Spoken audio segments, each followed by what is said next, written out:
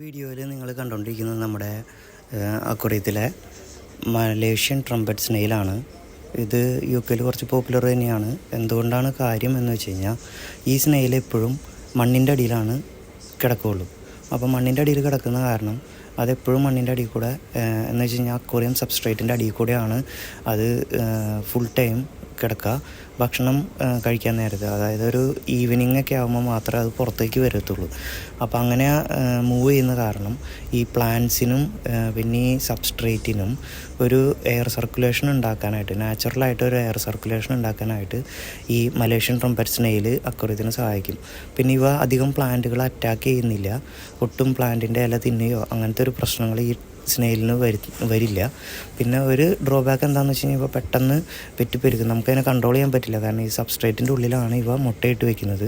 അപ്പോൾ മുട്ടയിട്ട് വയ്ക്കുന്ന കാരണം നമുക്ക് അതിൽ നിന്ന് കണ്ടുപിടിക്കാൻ പറ്റില്ല.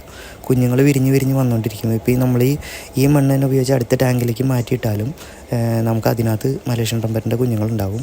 പിന്നെ സ്നെയിൽ ഈറ്റിംഗ് ഫിഷുകളെ വളർത്തുകയോ അല്ലെങ്കിൽ നമ്മുടെ അസാസിൻ സ്നെയിലിനെ കൂടിയിട്ട് കഴിഞ്ഞാൽ ഇതിൻ്റെ ഗ്രോത്ത് പെട്ടെന്ന് നമുക്ക് കുറയ്ക്കാൻ പറ്റും. ഇവ പെട്ടെന്ന് അങ്ങോട്ട് നിറയുന്ന ഒരു ടൈപ്പല്ല. അപ്പോൾ ഇതൊരു നല്ല സ്നെയിലാണ്. കാരണം നമ്മൾ അധികം വാട്ടർ ചേഞ്ച് ഒന്നും ചെയ്യാതെ നമ്മളിങ്ങനെ ഇട്ട് വയ്ക്കുന്ന ഒരു അക്വേറിയം ആണെങ്കിൽ അതിൻ്റെ മണ്ണിന് ഒരു ചെറിയ ഇളക്കം കിട്ടാനായിട്ട് ഇപ്പോൾ നമ്മുടെ മണ്ണരയൊക്കെ പോലെ തന്നെ ബെനിഫിറ്റായിട്ടുള്ള ഒരു സ്നെയിലാണ് മലേഷ്യൻ ട്രംപറ്റ് സ്നെയിൽ. UK-ൽ ഞാൻ ഇതിനെ സെയിൽ ചെയ്യുന്നുണ്ട്. നല്ലൊരു മാർക്കറ്റുള്ള ഒരു സ്നെയിൽ തന്നെയാണ് ഈ മലേഷ്യൻ ട്രംപറ്റ് സ്നെയിൽ. 2 സെൻറ്റിമീറ്റർ വരെയാണ് അതിന് ഏറ്റവും കൂടുതൽ വലിപ്പം വയ്ക്കുക. അധികം വലിപ്പം വയ്ക്കാത്ത ടൈപ്പ് സ്നെയിലാണ്. പിന്നെ ഇതിൻ്റെ ടൈപ്പ് വലിയ സ്നെയിലുകളുണ്ട്, അതിനെ പക്ഷേ വേറെ രീതിയിലാണ് വളർത്തുന്നത്, ഈ റാബിറ്റ് സ്നെയിൽ എന്നൊക്കെ പറയുന്ന സ്നെയിലുകൾ.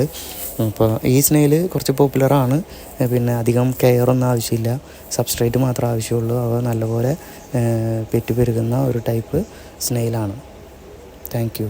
ഇനിയും അടുത്ത വീഡിയോകൾ നമ്മുടെ ചാനലിൽ വീണ്ടും നമ്മൾ അപ്ലോഡ് ചെയ്യുന്നതാണ്. ഇപ്പോൾ നമ്മൾ വീണ്ടും ആക്റ്റീവായിരിക്കുകയാണ്.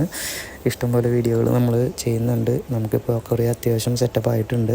ബ്രീഡിങ് വീഡിയോകളും ഇതെല്ലാം നമ്മൾ ഇനിയും തുടങ്ങുന്നതാണ്. Okay, thank you.